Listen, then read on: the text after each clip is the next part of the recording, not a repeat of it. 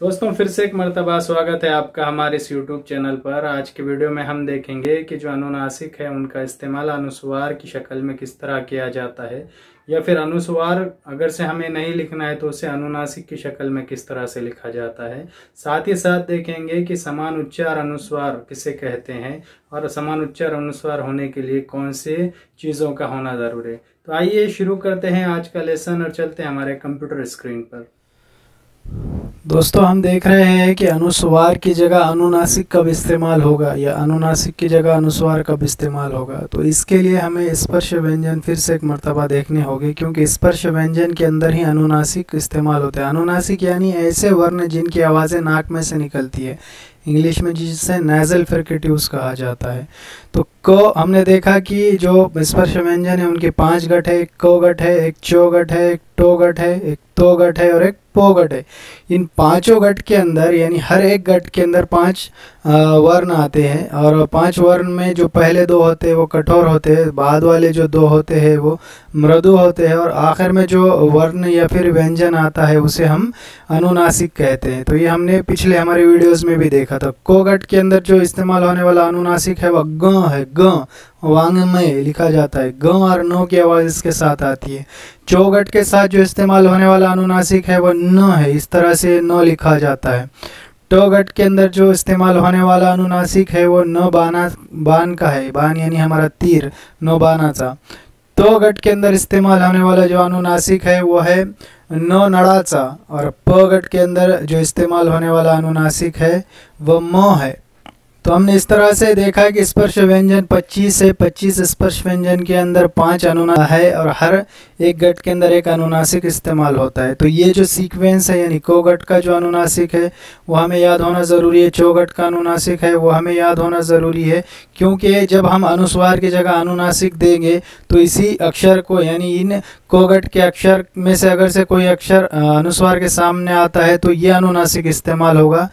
चौगट के अंदर का कोई जो वर्ण है या व्यंजन है अगर से वो उस अनुस्वार के बाद में आता है तो फिर ये वाला जो अनुनासिक है नो ये इस्तेमाल होगा। टोगट के अंदर का कोई जो वर्ण है अगर से वो अनुस्वार के बाद आता है तो ये नो इस्तेमाल होगा अनुनासिक लिखते वक्त।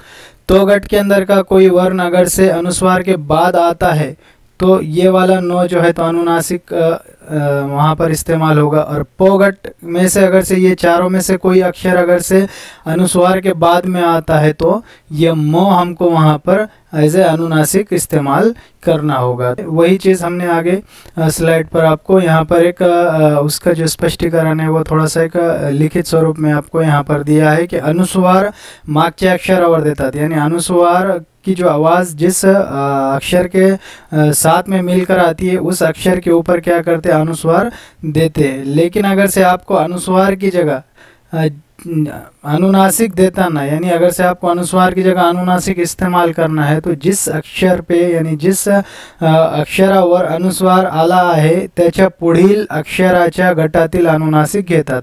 मैंने अभी जो कहा आपको कि अनुस्वार जिस अक्षर के ऊपर आया है उसके सामने कौन सा अक्षर है आपको देखना पड़ेगा। तो अक्षर जो रहेगा उसी अक्षर का जो अनुनासिक है वो आपको लेना पड़ेगा। तो मिसाल के तौर पर हम यहाँ देखते हैं कि ये संत है, संत यानी स के ऊपर यहाँ पर अनुस्वार आया है, और ये जो तो है तो ये अनुस्वार के बाद आया है। तो हमें अनुनासिक लेना है तो नियम ये कहता है कि अनुस्वार जिस अक्षर पे आया है या अनुस्वार के सामने कौन सा अक्षर आया है हमें वो देखना होगा। तो अनुस्वार के सामने यहाँ पर कौन सा अक्षर है, तो अक्षर है। तो इस अक्षर गट का कौन सा अनुनासिक है वो हम स्पर्श व्यंजन में ऊपर देखते हैं। तो गट ये यहाँ पर हमारे पास तो है, तो गट के अंदर कौन सा अनुनासिक इस्तेमाल हुआ है, नो। तो जब हम अनुस्वार की जगह अनुनासिक लिखेंगे या लिखकर उसे दिखाएंगे तो हमें यहाँ पर अनुस्वार की जगह क्या लेना होगा, नो लेना होगा, और ये कभी भी आधा इस्तेमाल होगा, आप ये बात याद रखिए। तो संत इस तरह से अनुस्वार देकर लिखा जाता है। अगर से हमें अनुनासिक लिख करके अगर से संत को लिखना है तो हमें फिर इस तरह से अनुस्वार के सामने कौन सा अक्षर आया है वो देखना होगा, और उस अक्षर गट का जो अनुनासिक है वो हमें यहाँ पर लेना होगा। उसी तरह से घंटा, अब घंटा जो लिखा हुआ है अक्षर उसको देखिए कि अनुस्वार जो है तो घ पर आया है, लेकिन अनुस्वार के सामने कौन सा अक्षर आया है, ट अक्षर आया है। तो ये जो अक्षर है। तो इस अक्षर गट का अनुनासिक कौन सा है हम देखेंगे तो टो इस अक्षर गट का जो अनुनासिक है वो ये न है, यानी न बानाचा।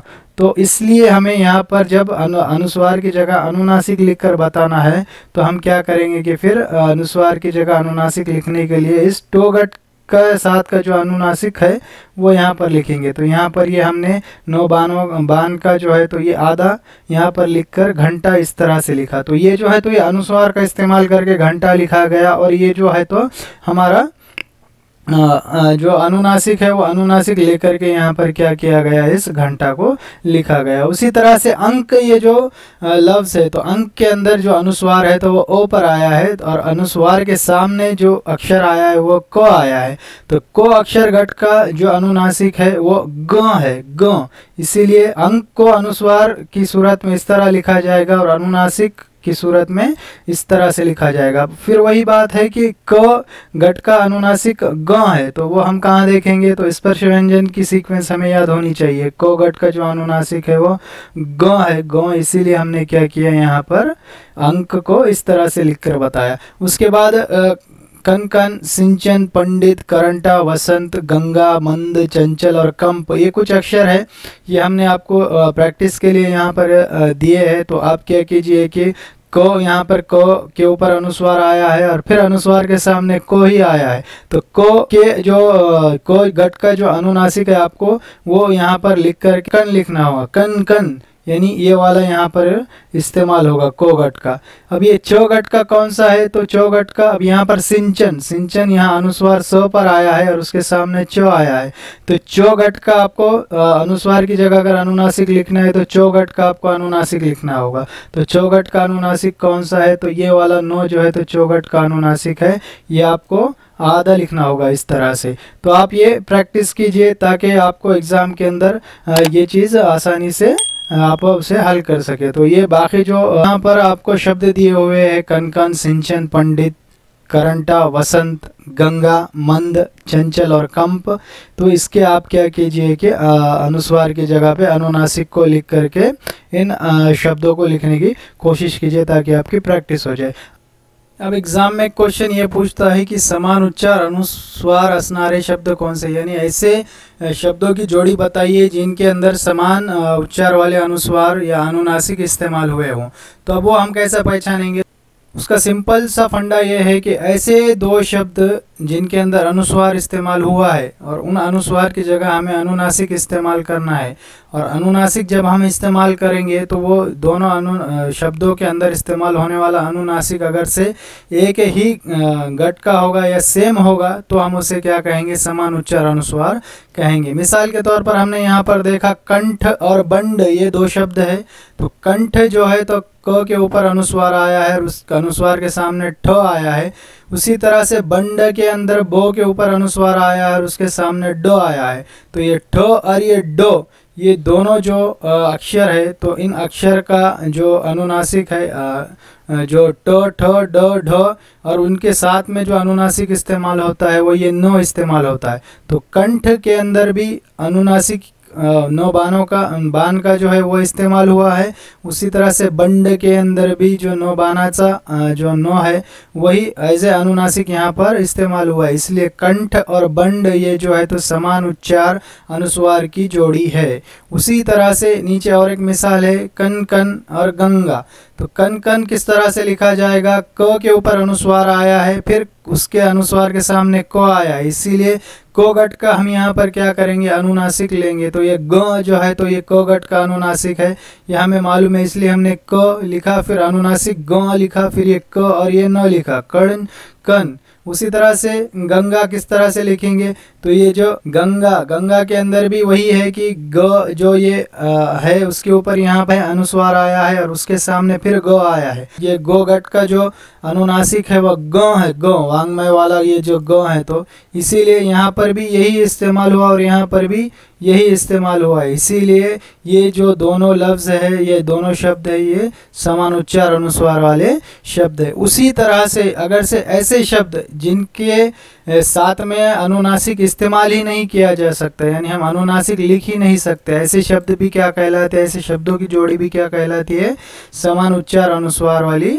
जोड़ी कहलाती है। कहलाती है। तो अब एक बात याद रखिए आप कि जब भी हम अनुस्वार की जगह अगर हमें अनुनासिक इस्तेमाल करना है तो एक बात आप ज़हन नशीन रखिए कि जो अनुस्वार जिस अक्षर के ऊपर आया है उसके सामने वाला जो भी अक्षर है वो स्पर्श व्यंजन होना चाहिए। स्पर्श व्यंजन यानी ये जो इतने हैं कि इतने अक्षरों में से ही एक होना चाहिए। अगर से वो इनमें से एक नहीं होगा तो हम अनुस्वार की जगह पर अनुनासिक इस्तेमाल नहीं कर सकते। और ऐसे अक्षर जिनके साथ अनुनासिक इस्तेमाल नहीं किया जाता, ऐसे अक्षर की अगर से जोड़ी आपको दी हुई है तो वो भी समान उच्चार अनुस्वार वाले शब्दों की जोड़ी ही कहलाती है। मिसाल के तौर पर यहाँ पर हमने संयम, सिंहगढ़, संयुक्त, ये कुछ यहाँ पर आपको अक्षर दिए है। तो ये जो अक्षर है इसके अंदर स के ऊपर यहाँ पर क्या है, अनुस्वार आया है, लेकिन अनुस्वार के सामने य आया है।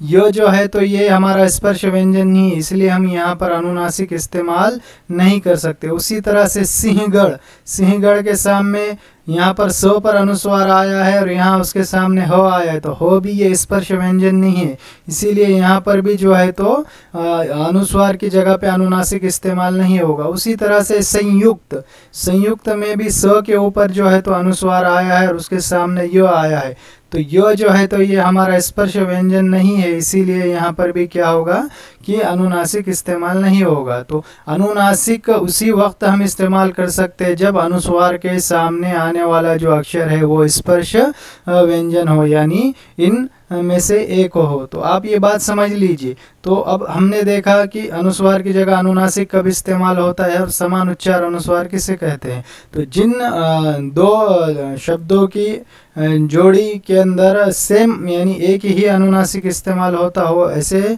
जोड़ी को हम क्या कहेंगे, समान उच्चार अनुनासिक, समान उच्चार अनुस्वार वाले शब्द कहेंगे। और जिन शब्दों के अंदर हम अनुस्वार की जगह अनुनासिक इस्तेमाल ही नहीं कर सकते, ऐसे शब्दों की भी अगर से जोड़ी आपको एग्जाम में देता है तो ऐसे शब्द भी क्या कहलाते हैं, समान उच्चार अनुस्वार वाले जोड़ी कहलाते हैं।